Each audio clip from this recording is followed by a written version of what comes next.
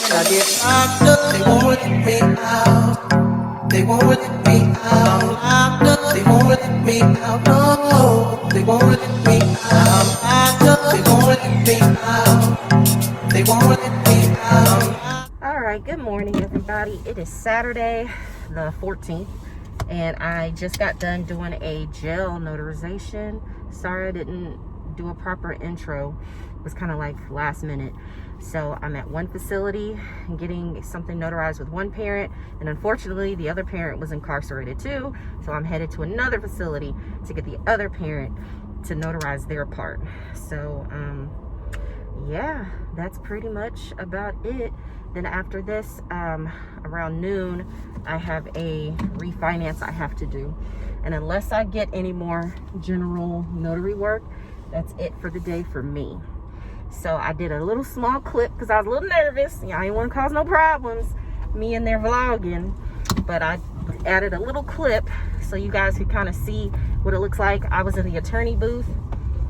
Whew, let me take this down. I was in the attorney booth. Most of the time, that's where they will put you because they're not going to put you in regular visitation. And it has the little booth where they can slide the papers through and sign, and you can talk to them and all that other stuff. Child, let me not get hit. So anyways, yeah, so pretty much jail signings are easy peasy. Now when you go to prisons and stuff like that, it may be a little bit more complicated. They may have you go through metal detectors, take off all the metal, put all your things through the conveyor belt and through the x-ray machine.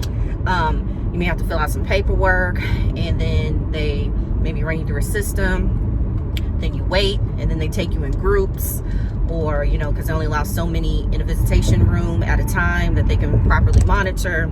Then you got to wait for the inmates. Then they may have you in a open space concept. They may have you in a booth. It just kind of depends on the facility, but it looks kind of intimidating, but it's not. Pretty much the same process. You're good to go. And I don't know if some of you have questions about, well, how do you properly identify them and this and that?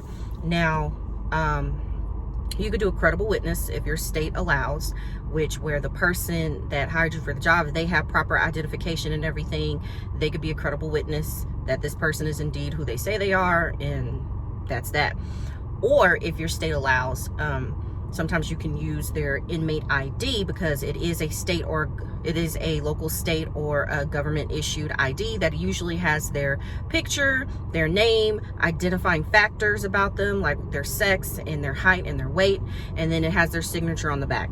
So depending on whatever your state's requirements are for identification, it will suffice. And in some states, like it does state that, okay, if there is a inmate ID issued from any state or federal facility, it will be accepted. So you'll pretty much know. And if you need further clarification, it's always good to either call your Secretary of State or either the National Notary Association, and they can help you to distinguish.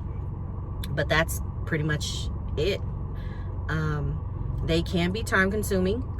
It's just contingent upon several factors. It's good if you're going to start doing jail or prison notarizations, and you have some that are local in your area that people will use you, kind of learn their schedule, like when they do breakfast, when they do lunch, when they do dinner, because obviously you don't want to come at those times because you're going to wait, because they're going to have to give them their food, or they're going to want to eat and lollygag before they get to you. So obviously you're going to be waiting for that, or visitation may halt during certain times. For feeding, it just depends, like I said, on the facility, as well as if there's a code going where there's a fight, there's a riot, they're on lockdown, something happened, it's a medical emergency, you will have to wait, because there's absolutely no moving in certain instances such as those. But so you can be waiting like 30 minutes to an hour. It just depends. So like I told you before previously, charge accordingly for your time, for your travel, for your time. If you have to pay for parking, things like that. So that's pretty much it. And hospital signings, they're good too as well, kind of like the same thing. You may have to pay for parking, so include that in your fees. You may have time,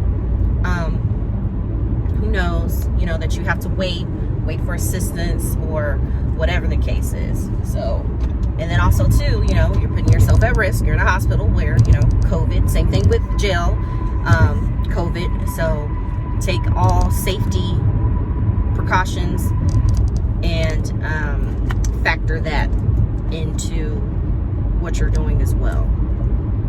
So that's pretty much it for now. I will let you guys enjoy the ride with me, and that's it. So I will update you guys on the next time.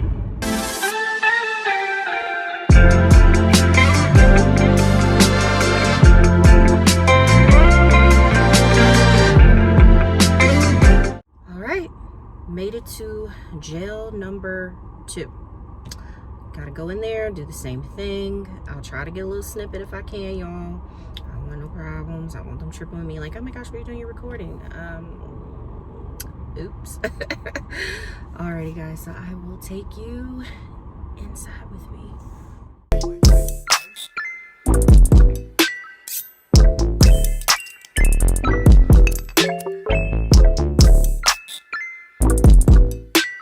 Okay, you guys, I am finished. That went smoothly. I'm good to go. And maybe I'll get some breakfast or something. I don't know. My next, it's like what, 10:10? My next appointment is at noon, and that's like 20 minutes away. So I'll probably either go get breakfast or go home and fix some breakfast before I go. Yeah, so both of those notarizations were cool. And on both of them, I did use a credible witness for each one, both of their family members. And we're good to go. Everybody was happy. Everybody was satisfied.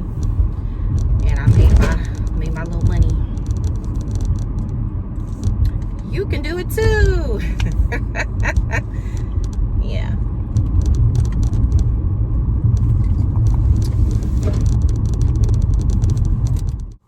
All right, guys, I am back.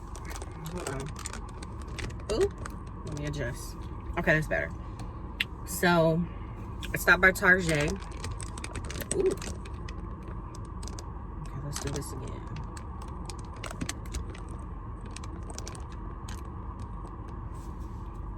All right.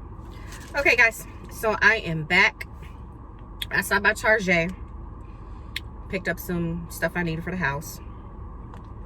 Went by Starbucks. I got my pink drink, venti, and then I got the bacon Gouda. And I am just sitting in the park right now, killing some time. I'm not leaving. It's like 10:45. I'm not leaving till like 11, maybe 11:15 to get to where I need to go for my next signing. And that's about it. So hopefully I get some more calls for some GNW so I can make some more pocket change.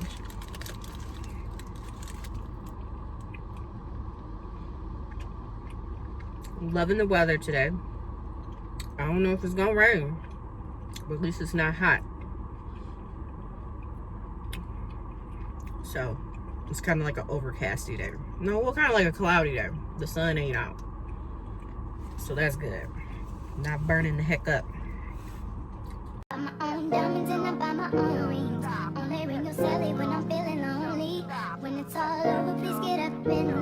I just got home and checked my mail, and look what's in the boss box.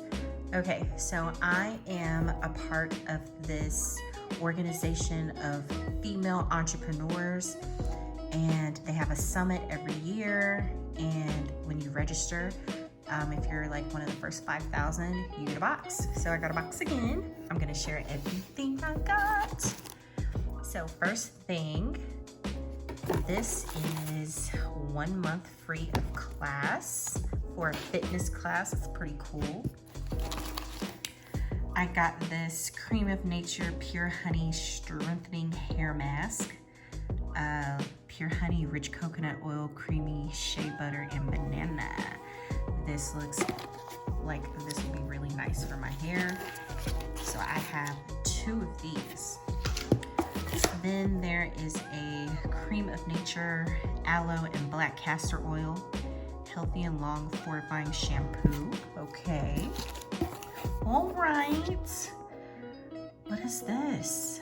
This is a Dew Burst 10 dry to wet cloths. Okay. Just add water. This is pretty cool. So I have 2 of these in here. Next, I have this, what is this? Piri seasoning. African Bird's Eye Chili Pepper, Garlic, Turmeric, and more.